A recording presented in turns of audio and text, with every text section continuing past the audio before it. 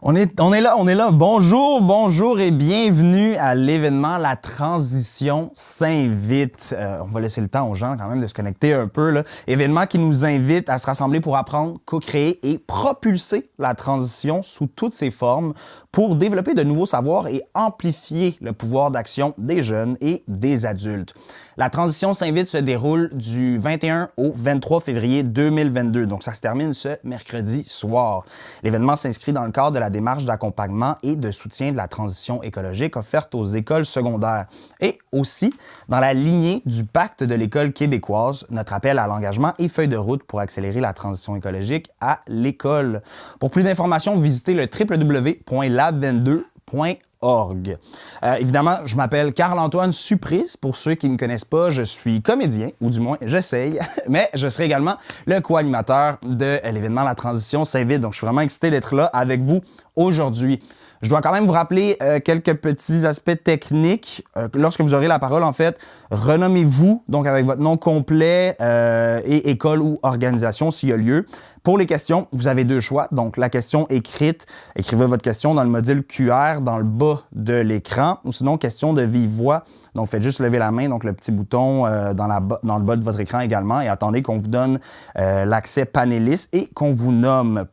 Ensuite de ça, vous faites juste ouvrir votre micro et votre caméra, puis vous posez votre question tout simplement. Pour tout commentaire, vous pouvez toujours les laisser dans le chat. On vous invite vraiment à interagir avec nous tout au long de cette activité. Plus on est nombreux, plus c'est plaisant. Je dois également vous mentionner que l'activité est enregistrée. C'est important de le mentionner. Donc, aujourd'hui, cette activité sera pilotée par Emmanuel Birotteau, agent de projet, et Stéphane Dubé, directeur services administratifs, Civic Tech et projets spéciaux, tous deux à l'Institut du Nouveau Monde. Ils seront accompagnés aujourd'hui de deux jeunes impliqués. Donc, on a Raphaël Monplaisir, 16 ans, élève de secondaire 5 au collège Jean-Eudes. Bonjour Raphaël. Et Christina David, 17 ans, élève de secondaire 5 à l'école secondaire Horizon Jeunesse. Bonjour Christina. Donc, sans plus tarder, je cède la parole à Stéphane et Emmanuel. Bonjour, bonjour. Merci de l'invitation à participer à cette activité aujourd'hui préparée par Lab22 sur la transition. On nous a donné le défi ce matin de vous ouvrir la journée avec, vous parlez d'engagement dans le fond, vous parlez de comment la transition va se passer. Alors, donc, je suis accompagné effectivement d'Emmanuel, qui est agent de projet à l'Institut du Nouveau Monde. Puis l'Institut du Nouveau Monde, en deux, trois mots, on est une organisation sans but lucratif, non partisane, donc on ne prend pas parti dans les débats publics, qui vise à faire participer les citoyens et les citoyennes à la vie démocratique. Donc, on fait ça par l'éducation à la citoyenneté, comme on va le faire aujourd'hui, mais aussi par en organisant des consultations publiques ou même en publiant des livres comme l'État du Québec. Alors, ce matin, donc, on est avec deux jeunes. Moi, mon propos ce matin va être de vous, je suis retourné, en fait, dans moi-même quand j'étais à l'école secondaire et quand je voulais m'engager, en fait, ou je voulais, je m'apercevais, non, je ne devais même pas m'engager au départ. J'étais un jeune secondaire qui vivait dans son quartier avec ses amis et je regardais un peu l'actualité où je parlais avec mes parents ou mes amis, puis il y a des choses qui se passaient autour de moi, puis ça commençait à m'affecter. Moi, c'était la guerre du Golfe qui a eu lieu en 90, je suis assez vieux. Et il y a eu d'autres événements qui se sont passés dans l'actualité. Il y avait l'environnement, il y avait d'autres choses. C'était moins sexy un peu l'environnement à l'époque. Et donc, c'est au fur et à mesure, en m'informant, que j'ai commencé à poser certains gestes. Et l'idée aujourd'hui, c'est de vous donner ces pistes-là d'engagement. Donc, l'atelier porte vraiment sur l'idée de pouvoir s'engager, quoi faire, comment on initie un engagement, puis jusqu'où on va. Et donc, mon but ce matin, c'est de vous donner quelques pistes et je vais discuter de ça avec mes deux invités. Alors, ces pistes-là, donc, on part du départ. Hein, donc, je vous mets dans une situation où vous êtes probablement à l'école avec vos amis, vous discutez de choses, d'actualités, peut-être qui vous préoccupent. Ça peut être de tout et n'importe quoi. Ça peut être votre voisinage, quelque chose qui se passe dans votre quartier, au parc. Ça peut être des tags qui vous énervent. Ça peut être un parc qui n'est pas propre. Ça peut être des activités qui manquent. Ça peut être des fois des choses qui se passent plus largement dans votre quartier, soit le développement d'un grand complexe, donc la construction, il y a des rues qui sont qui se passent, qui sont bloqués. Ça peut être au niveau pays. Là, on le voit actuellement avec la pandémie, les mesures sanitaires, les gens qui les respectent, les gens qui ne les respectent pas.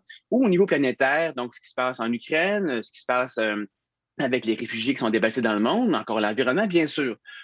Donc, tout ça peut être des éléments qui vous touchent. Et là, vous vous demandez qu'est-ce que je peux faire, moi, en tant que jeune, pour pouvoir agir là-dessus.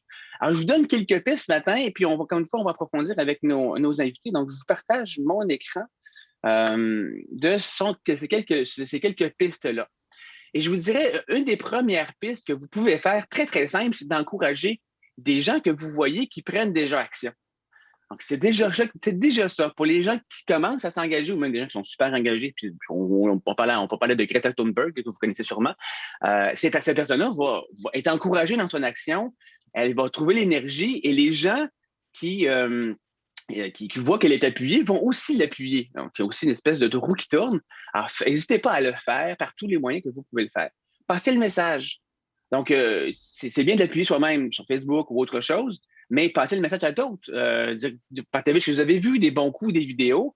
C'est une autre façon d'encourager la personne puis de passer le message. C'est informer vous-même, donc d'aller plus loin sur le sujet, donner votre opinion, n'importe où ça peut se faire. Donc, puis il y a différents endroits, on va écouter nos jeunes tout à l'heure, signer une pétition ou d'autres choses. Et une fois que vous avez fait ces premières actions-là, ben, ça vous met en contact avec des gens qui peuvent vous aider à faire une prochaine étape, à vous dire, ben, viens nous donner un coup de main. Alors, vous pouvez donc aller un peu plus loin, relier de l'information activement dans vos réseaux, donc systématiquement passer de l'info, engager de la discussion, organiser des choses dans votre classe, faire des exposés oraux là-dessus, en parler avec vos parents, en parler dans d'autres milieux que l'école, participer à des actions qui sont en groupe, s'impliquer dans un comité, initier d'autres actions, bref, allez-y avec ce que vous trouvez qui est le plus pertinent, mais c'est comme ça essentiellement que votre engagement va commencer. J'aimerais ça, dans ce cas-là, vous présenter nos invités, Raphaël et puis Christina. Donc, bienvenue à vous deux. Je vais commencer avec Raphaël. Allez-moi retrouver mes notes. Raphaël. Mes notes. Voilà. Bonjour. Raphaël, donc 16 ans, salut. Donc, du Collège Saint-Jean-Eudes. Donc, Raphaël, on en a parlé un petit peu ensemble avant l'activité. T'es déjà quand même très impliqué. Donc, la pandémie t'a permis de trouver différentes activités, t'as donné l'énergie pour donner du sens à avancer dans ce contexte-là. Et tu t'es impliqué dans différents projets pilotes comme Zéro déchet, mobilisation d'étudiants, tu étais chef de comité. Donc, tu continues de t'impliquer. Puis en plus, tu fais toutes sortes d'activités à l'extérieur, donc aussi musicienne et sportive. Dis-moi, donc, présente-toi un petit peu, je t'ai fait quelques topos, mais dans tes propres mots, que fais-tu à l'école? Comment t'engages-tu? OK, ben bonjour à tous. Moi, c'est Raphaël, mon plaisir. Ben, en fait, tu as fait un bon résumé, mais c'est ça. Ben, d'abord, moi, l'environnement, la protection de l'environnement, l'écologie, c'est vraiment dans mes valeurs depuis que je suis vraiment jeune. Mais j'ai commencé vraiment, genre, mon parcours d'activiste, c'était 4 ou 5 ans. Donc, ben, en fait, moi, j'ai commencé mon secondaire. Tu sais, l'environnement, c'est important pour moi, mais tu sais, je savais pas trop où m'impliquer encore. Tu sais, il y avait un comité dont je faisais partie, mais je sais pas, on faisait pas grand-chose. Mais en fait, moi, tout a commencé vraiment avec la mobilisation étudiante. Je sais pas si vous connaissez, il y avait eu une campagne, ça s'appelait La planète s'invite à la campagne. C'est des manifestations avant les élections, justement, pour sensibiliser les gens. Donc, moi, j'ai fait ça. Puis là, c'est là que ça m'a ouvert un monde de comme, possibilités. Puis, tu sais, j'ai rencontré des gens, des activistes. Donc là, j'étais comme, en fait, il y a plein de trucs que je peux faire. Donc, à partir de là, vraiment, j'ai commencé à beaucoup m'impliquer, juste à l'école, mais aussi chez moi. Genre, c'est aussi pour vous parler que c'est possible de vous impliquer avec votre famille. Ça se fait super bien. Donc, j'ai fait un projet, un pilote zéro déchet de 8 mois chez moi. En fait, on devait, genre, réduire nos déchets le plus possible. Donc, c'était quand même très ambitieux, mais on l'a fait, on l'a fini, puis c'était le fun. Sinon, ben, je suis chef de comité, je fais partie de plusieurs projets. Donc, ça ressemble à ça pas mal. Ouais. Donc, tu as pris quelques gestes de départ à l'école et à la maison. J'essaie de te replonger dans ton souvenir. Qu'est-ce qui a fait... Essaie de te souvenir le premier geste que tu as posé alors que tu n'en posais pas. Qu'est-ce qui a fait que tu en as posé le premier?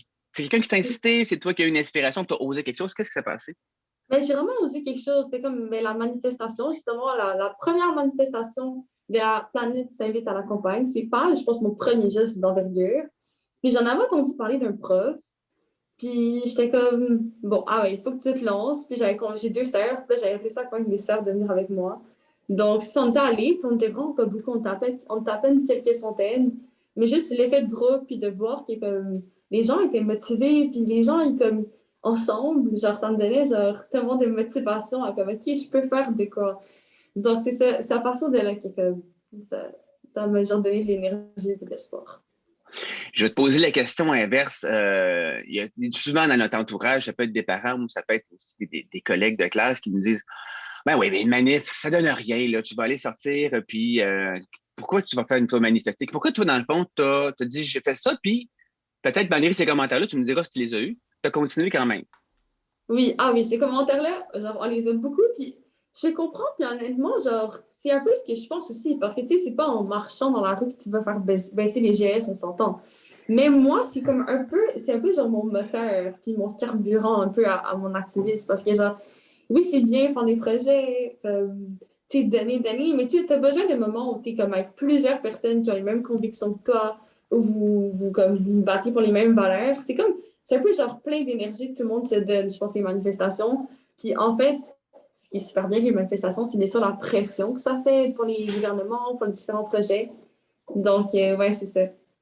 Merci. Mais je peux aussi te dire que les manifestations, ça montre aussi à la population que c'est un sujet important pour les personnes qui participent. Parce que c'est pas parce qu'on voit que les gens en discutent à la radio, oui, mais c'est une personne, oui, mais ils sont combien? C'est gros, c'est pas gros.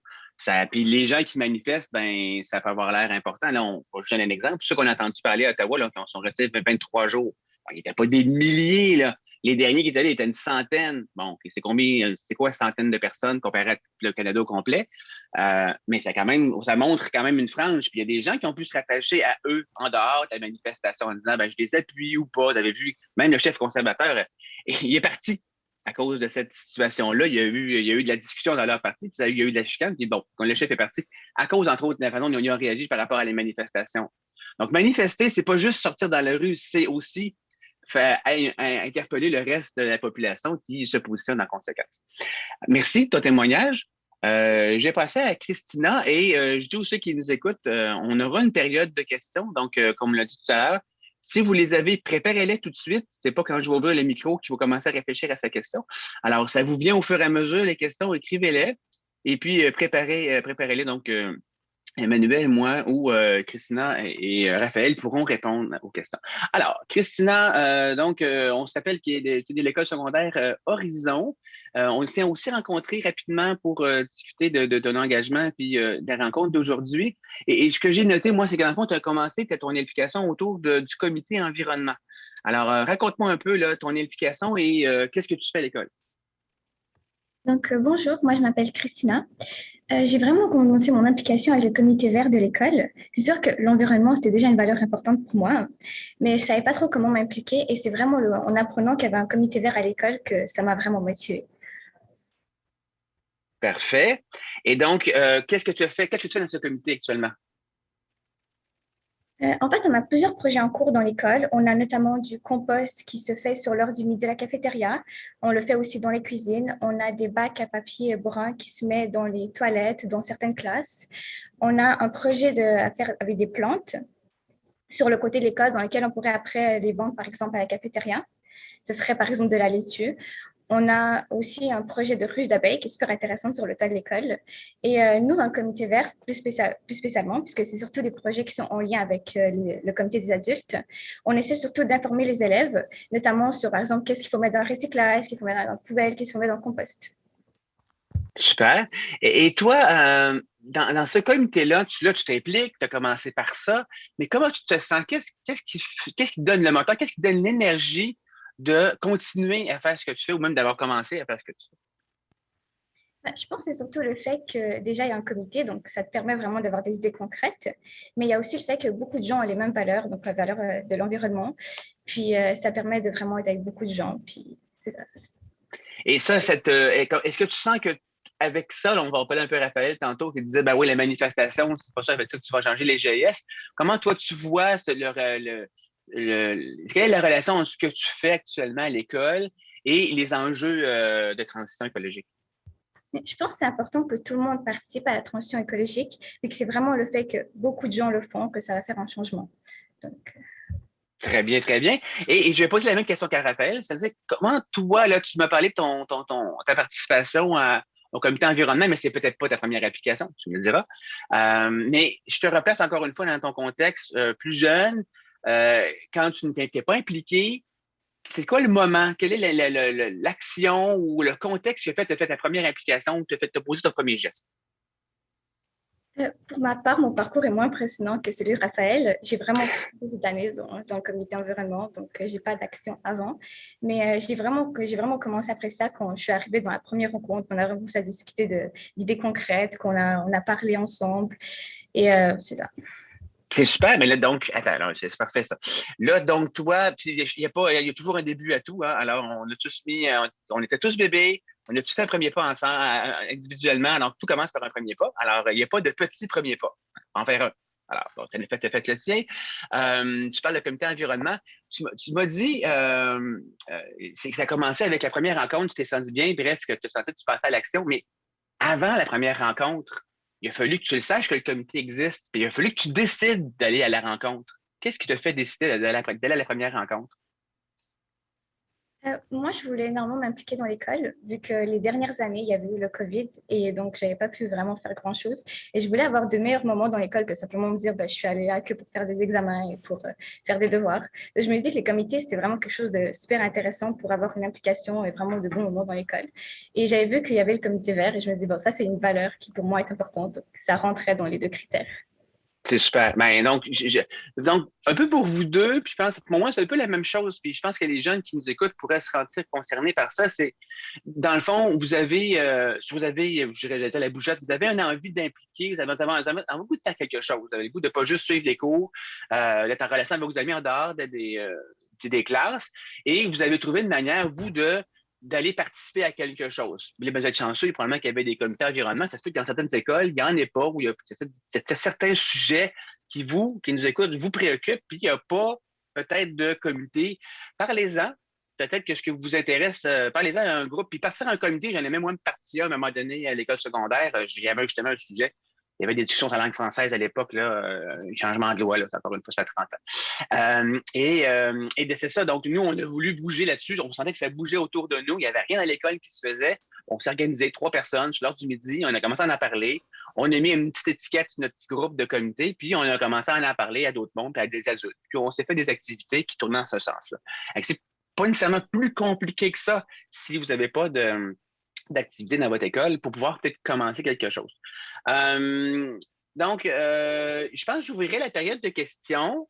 Emmanuel, pendant que les gens se préparent à poser leurs questions, toi, as-tu une question ou un commentaire, un témoignage à passer toi-même? Oui, tout à fait. Merci à Raphaël et Christina, toujours très inspirant de vous écouter. Je me posais la question, si vous aviez un conseil à donner aux personnes, aux jeunes là, qui souhaitent s'impliquer, qui ont des convictions, mais qui n'ont pas encore réussi à passer l'action, qui aimeraient bien, mais qui ne savent pas par où commencer, qu'est-ce que vous leur donneriez comme conseil? Peut-être, Raphaël, si tu es prête à commencer? Oui, moi, ce que je dirais, c'est qu'il faut vraiment pas voir l'implication comme une forme de performance. Oui, tu sais, j'ai peut-être l'air d'avoir un parcours impressionnant parce que, tu sais, je vous ai dit tout ce que j'ai fait d'un coup. Fait que, tu sais, ça a l'air impressionnant, mais il faut vraiment pas mélanger l'implication et la performance. Je veux dire, genre, chaque personne est différente, chaque personne fait des trucs à sa portée, puis c'est parfait. Tu sais, le but, c'est d'être bien dans son implication. Puis si tu te pousses à bouge, tu sais, tu pourras pas vraiment continuer ton implication longtemps. Donc, c'est ça. Puis, tu sais, on nous présente tout le temps, genre, des modèles qui sont comme un peu inatteignables d'implication, comme, je sais pas, tu sais, des jeunes qui font les discours aux manifestations, ou qui sont impliqués, qui ont parlé à des représentants du gouvernement. Tu sais, je donne des exemples, mais tu sais, c'est vraiment pas tout le monde qui est comme ça. Puis chaque geste est important. Donc, tu sais, vraiment que vous pouvez être fiers de vous. Fait que, genre, même les petits trucs que vous faites ou les gros trucs, vraiment. Ouais. Je vous interromps juste une petite seconde. Je ne sais pas si vous m'entendez. En fait, je vais donner la parole à Maude rapidement. Je pense qu'elle a une question pour vous. Oui, bonjour. Maude Carmel, co-animatrice de la Transition s'invite en direct du studio. En fait, je me demandais, ma question, c'était pour les deux filles. Je me demandais, c'était quoi le volet de la transition climatique qui vous tenait le plus à cœur? Est-ce qu'il y en a un? Est-ce que vous avez vraiment un coup de cœur ou un cheval de bataille vraiment au plus profond de votre cœur?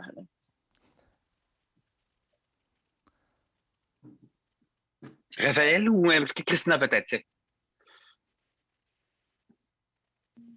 J'en ai pas un qui me tient spécialement à cœur. Je pense qu'ils sont tous importants. Après, j'aime bien tout ce qui est transition écologique par la science et tout ce qui est nouvelles technologies. Et ça me plaît énormément. Oui, ben Raphaël? moi, c'est plus genre ben, la justice socio-climatique. Je sais pas si vous comprenez tous les enjeux liés à comme, la transition écologique aussi dans la société. Tu sais, je pense que c'est un peu comme deux combats qui se rejoignent. Donc, ouais, moi, c'est ça.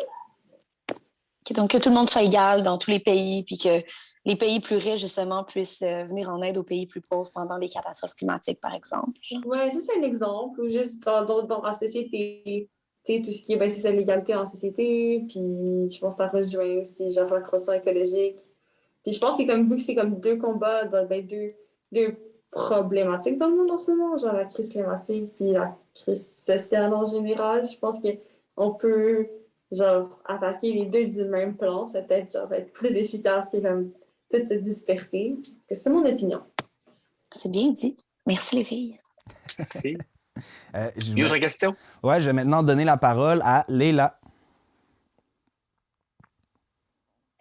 Bonjour, élève de Regina Assumpta. Juste une question pour les filles. Comment suggérez-vous aux écoles et aux élèves d'annoncer leurs comités qui ne sont pas aussi connus pour qu'il y ait d'autres gens qui peuvent s'impliquer?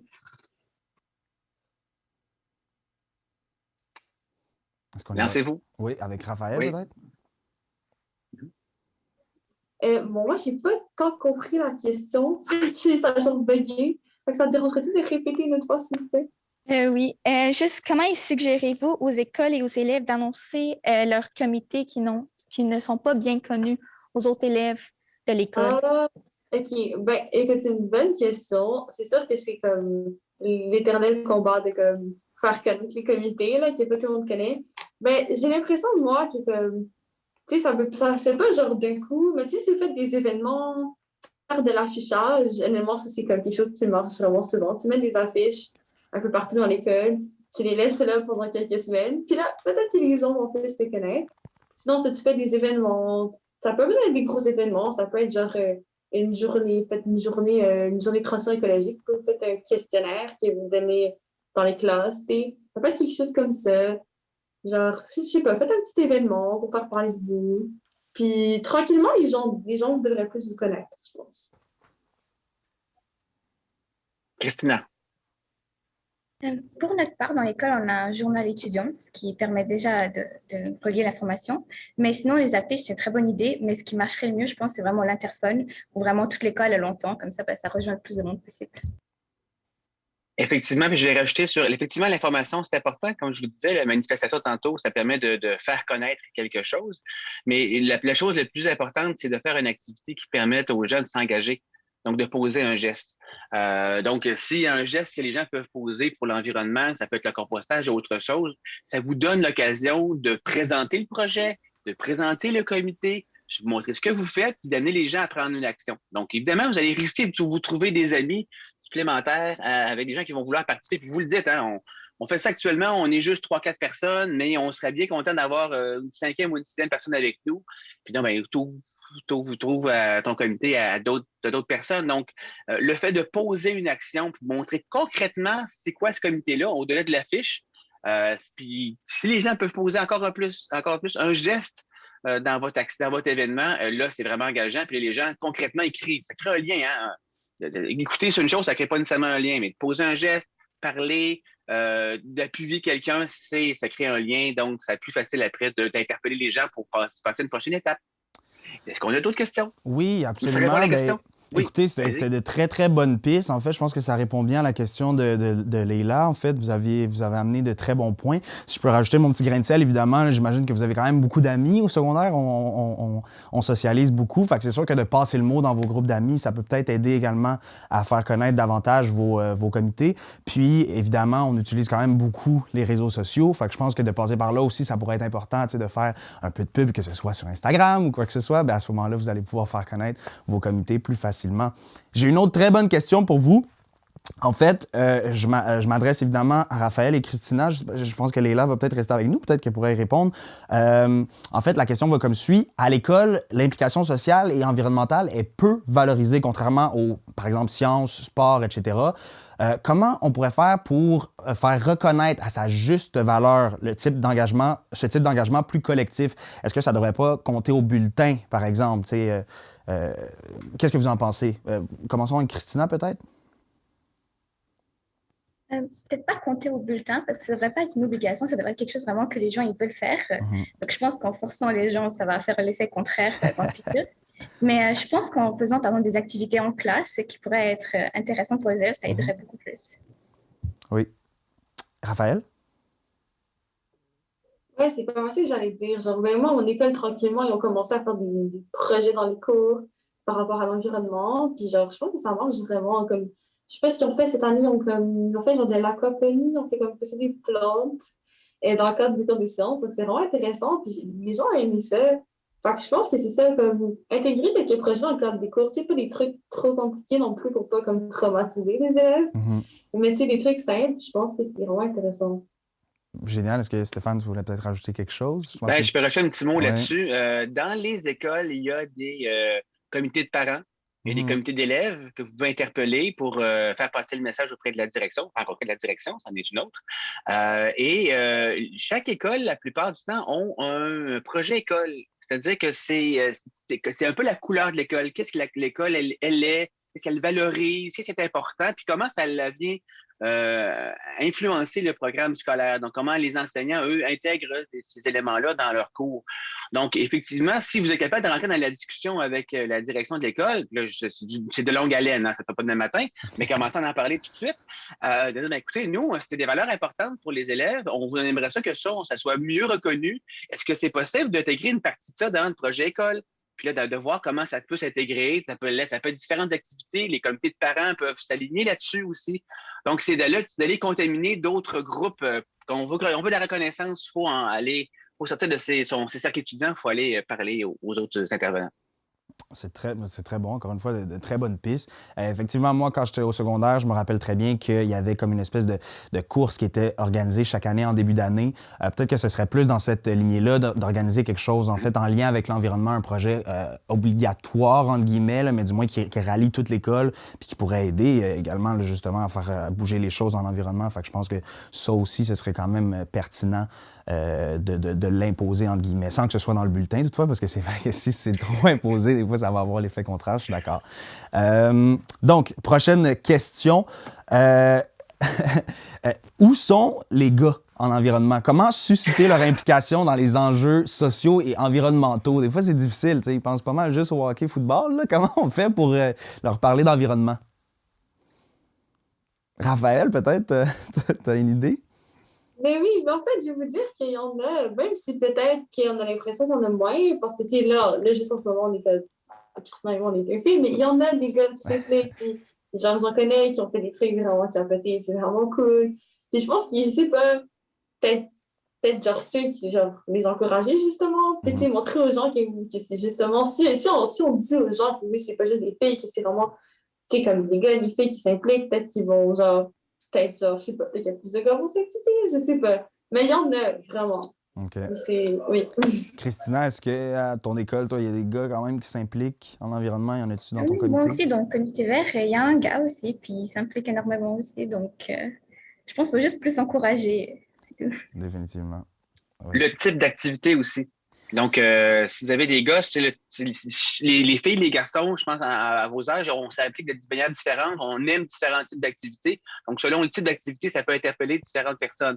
On parle de gars, là, mais ça peut être d'autres types de gens, d'autres diversités. Là. Bref, avoir des activités diversifiées. Puis, demain, demander si vous avez un gars, justement, dans votre comité, demander à lui, est-ce qu'il penserait que d'autres gars seraient intéressés à d'autres types d'activités, peut-être qui peuvent être plus actifs, des activités qui sont plus actives ou sportives ou qui sont symboliquement de ce style-là, à tout hasard. Oui, définitivement. Je pense que même des fois, juste de faire des activités à l'extérieur ou quoi que ce soit, ça peut quand même être attrayant pour certains élèves, là. Des fois, juste de sortir, de dépenser un peu son énergie, ça peut être quand même une bonne alternative, là. Ça peut être bien pour attirer plus de gars dans vos comités, définitivement. Mais c'est cool. Si jamais il y a des gars qui nous écoutent, l'environnement, c'est cool. Donc, allez-y, n'hésitez pas à vous impliquer, c'est sûr. Prochaine question. Comment on fait pour concilier implication et travail à l'école? Raphaël, tu as quand même une feuille de route assez impressionnante, plus impressionnante que la mienne, du moins. Peut-être que j'irai avec ton opinion là-dessus. Bon, c'est une bonne question. Désolé, ça se peut qu'il y a un peu de bruit dans mon fonctionnaire. Pas de problème. Je pense que vraiment, tu sais, comme je dis, faut pas. Je pense que ça peut aider de voir l'éducation comme pas comme la performance. Donc, pas vraiment. Tu sais, comme tu regardes ton horaire, tu regardes tes trous, puis tu regardes comme le temps que tu peux y mettre. Puis tu y vas, je pense que le but, c'est d'aller vraiment selon tes capacités, puis pas de pousser trop. C'est ça qui va faire que tu vas pas garder genre un bon rythme d'implication, tu vas faire longtemps. Mais c'est normal, tu sais, s'il y en a qui trouvent ça difficile, c'est vraiment normal. Dès qu'on va avoir la difficulté, par exemple, genre, faire tous tes projets, puis là, faire tes devoirs, mais dans ce temps-là, tu regardes, puis c'est vraiment correct de laisser tomber des trucs parfois aussi. L'important, c'est de se prioriser soi-même aussi. Très bien. Christina? Je suis totalement d'accord avec Raphaël. Il ne faut pas s'obliger à être super performant. Il faut juste faire quand tu as du temps ou quand tu es motivé. Puis... Génial. Merci beaucoup. Stéphane, quelque chose à rajouter? Le commentaire, les gens les plus efficaces, c'est souvent les plus organisés. Alors, si ça vous avez le goût, la motivation règle tout, après. Donc, si vous êtes motivé, si vous allez trouver un trou dans votre horaire, évidemment, il y a des limites, mais vous n'êtes pas encore rendu là, je pense. Oui, mais c'est vraiment juste d'y aller à son rythme, je pense. Vaut mieux faire quelque chose que rien du tout, selon moi, là, mais c'est certain qu'il faut respecter son rythme. Peut-être, pendant qu'on a encore Léla avec nous, peut-être que Léla voudrait répondre à la question. Comment tu fais pour concilier implication puis travail-école? Honnêtement, moi, c'est vraiment... moi, je m'engage beaucoup dans l'école et j'en parle beaucoup à mes amis et d'autres personnes dans mon... ouais, de mes amis puis ma famille. Puis comme ça, je trouve que des gens sont quand même intéressés puis ils veulent savoir qu'est-ce que moi je fais, qu'est-ce que d'autres élèves font. C'est génial. Merci beaucoup. J'ai une autre question, donc une question de Mara qui dit « Bonjour depuis la France. Je voulais savoir si, au Québec, vous avez l'impression que être écolo est mal perçu chez les jeunes. C'est peut-être pour ça, justement, que les garçons ne veulent pas être très visibles. On a les mêmes enjeux ici, donc en France. Est-ce que vous le ressentez, ça? Est-ce que dans vos amis, est-ce qu'à l'école, dans les corridors, est-ce que vous avez comme cette impression-là qu'être écolo, c'est mal perçu? Christina? Pour ma part, j'ai jamais eu cette impression-là, ni aucun commentaire à ce sujet-là. Mais après, c'est sûr que mes amis sont aussi tous dans le comité environnement, peut-être c'est plus dans un groupe d'amis. Mais j'ai jamais eu cette impression. Raphaël, est-ce que tu as déjà entendu quelque chose dans le genre? Pas exactement ça, mais je peux comprendre. Parce que, tu sais, j'ai l'impression qu'on en commence à en parler plus, ce qui est vraiment une bonne chose. Mais, tu sais, il y a certaines personnes qui, malheureusement, ou, tu sais, c'est peut-être pas dans leur valeur, puis ils trouvent que c'est pas le combat qui est le plus important pour eux. Fait que, tu sais, peut-être le fait qu'on en parle plus, il y a des gens qui ça les tanne. Donc, tu sais, eux, ils vont l'exprimer. Fait que oui, il y a des gens qui vont être comme « Ah, l'environnement, on en parle à chaque course, cette année, c'est plat. » Tu sais, oui, il y en a. Mais, tu sais, je pense que, tu sais, comme moi, tu sais, moi, je m'implique pas comme je m'en fous un peu du regard des autres. Tu sais, je veux dire, j'ai le fait parce que c'est dans mes valeurs et c'est important pour moi. Fait que c'est sûr qu'il y a des gens qui vont. C'est sûr qu'il y a des gens qui vont mal le percevoir. C'est sûr qu'il y a des gens qui vont être comme qu'est-ce qu'elle fait? Et tout. Mais c'est pas grave parce que c'est important pour moi. Donc, ouais. Mais je comprends ce que tu veux dire. Ouais. Génial. Léla, peut-être quelque chose?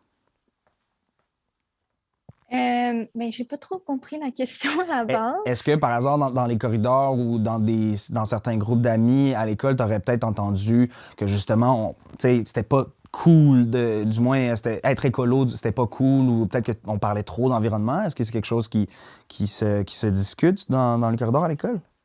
Ben, je pense avec le préjugé que ça se peut, oui, que quand même, il y a des élèves qui trouvent que c'est comme assez qu'on en parle puis on devrait en parler d'autres choses. Mm-hmm. Mais je pense que c'est vraiment la manière que c'est, genre, apporté aux élèves. Si c'est mieux apporté, peut-être qu'il n'y aurait pas ce préjugé. Effectivement, c'est bien. C'est une bonne piste que tu proposes. Stéphane, quelque chose à rajouter? La manière, oui, est importante Oui. dans l'implication puis dans l'engagement là, qu'on veut susciter l'engagement. Vous avez sûrement déjà entendu ou vécu des gens qui sont autour de vous qui dénoncent, mais ils restent beaucoup dans la dénonciation, ils restent beaucoup dans le négatif. Ils vont même être négatifs parce que ils sentent pas chez vous une réaction aussi négative. Puis là, ils vont dire, ouais, mais là, l'environnement, c'est important, puis vous faites rien, puis ça devient des revendications un peu. Ça peut amener les gens à être découragés ou être un peu tannés d'en entendre parler. Ouais. Donc, il faut avoir un discours, oui, on dénonce, mais rapidement, il faut passer à l'action avec un discours positif, constructif, qui va vers la solution. Là, vous allez arriver à engager les gens autour de la solution. Mais non pas les laisser dans leur marasme, là, ben, ça ne fonctionne pas ou c'est difficile. Donc, dans la manière, là, je veux préciser cette manière-là, c'est dans le discours positif et inclusif aussi. Laisser la place aux autres, ne pas essayer de prendre toute la place et chacun sa cause. Et puis, vous allez avoir votre place à vous, puis vous allez risquer d'avoir justement un encouragement positif de la part de vos collègues. Oui, définitivement. Tu mentionnes le mot inclusif. Je pense que c'est quand même important dans le contexte parce que, effectivement, des fois, même moi, là, en premier lieu, là, je me sens des fois intimidé un peu par ça. Puis, j'ai pas l'impression que j'ai toutes les connaissances qu'il faut pour justement entreprendre une conversation. Puis, à ce moment-là, c'est peut-être difficile pour moi, ou pas que je me sens attaqué, mais du moins, je me sens déstabilisé quand quelqu'un m'approche avec ces enjeux-là. Puis, je pense que c'est plus. Tu sais, la question est évidemment les jeunes entre jeunes, mais des fois, je pense, corrigez-moi si je me trompe, Christina et Raphaël, j'ai l'impression que c'est peut-être plus les adultes, des fois, qui sont un peu plus difficiles à convaincre, qui voient peut-être pas à quel point l'enjeu est grand. Moi, je reflète dans ma famille, avec que ce soit mes parents, mes oncles, mes tantes, etc. Des fois, c'est peut-être plus eux qui sont difficiles à convaincre. Est-ce que je me trompe? Est-ce que c'est quelque chose qui vous dit quelque chose? Raphaël? Christina? Oui, mais je peux y aller rapidement, mais si j'ai bien compris, tu veux dire, genre, c'est difficile pour moi d'engager la discussion avec les générations plus jeunes, c'est ça? Ouais, j'ai l'impression que c'est peut-être plus ça. Moi, avec mes amis, du moins, c'est quasiment. Moi, au contraire, je trouve ça plutôt cool d'être écolo. Là. En fait, c'est plus ça qui ressort dans mon groupe d'amis, mais c'est plus avec les adultes, des fois, que j'ai l'impression qu'eux, ils ont un regard vraiment comme négatif sur. Ouais, mais je pense que c'est ça. Les convictions de notre génération, peut-être les millénials, c'est quand même très différent des convictions des générations de parents, de grands-parents.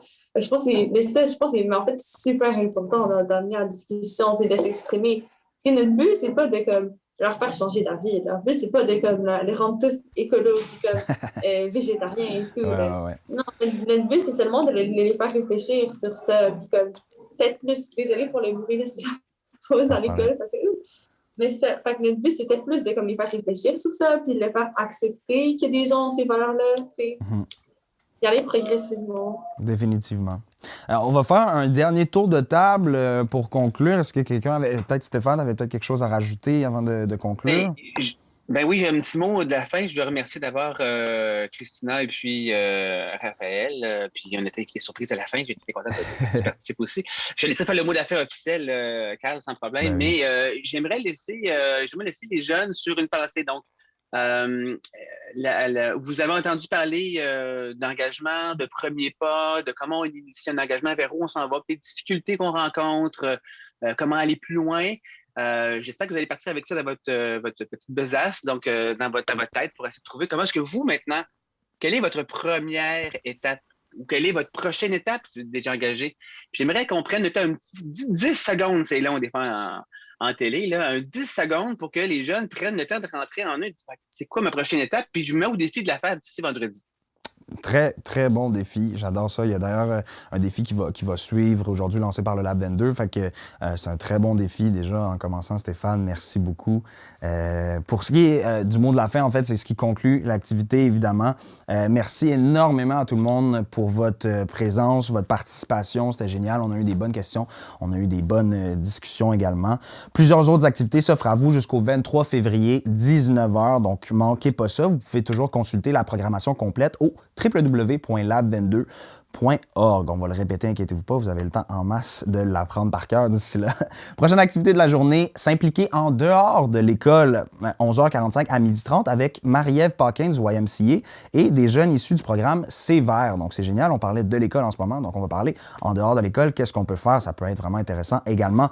Vous pouvez aussi visionner les capsules éducatives disponibles en tout temps sur le site internet du Lab 22, si vous ne vous rappelez pas du site www.lab22.org.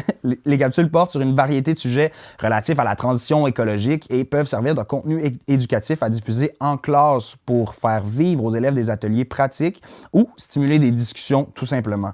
Vous voulez faire bouger les choses également à votre école, invitez votre direction d'école à signer le pacte de l'école québécoise pour passer de la parole aux actes ou tout simplement appuyer celui-ci en le signant vous-même pour démontrer votre appui au mouvement. Donc, comme mentionnait Stéphane, c'est pas mal un bon défi là, si vous êtes capable de signer le pacte d'ici vendredi. Ce serait génial, ou du moins encourager quelqu'un à le signer. Les détails sont encore une fois sur le site internet du Lab 22. Vous y trouverez également une boîte à idées pour partager vos idées pour une école éco-responsable et éco-citoyenne. Donc, partagez vos idées en nombre. Plus on a d'idées, mieux c'est. Puis vous êtes âgé de 15 à 29 ans et vous aimeriez vous impliquer au sein d'un comité composé de jeunes provenant des 4 coins du Québec. Le comité conseil Jeunesse 22 est peut-être ce que vous cherchez. Déposez votre candidature en ligne, puis rejoignez-nous.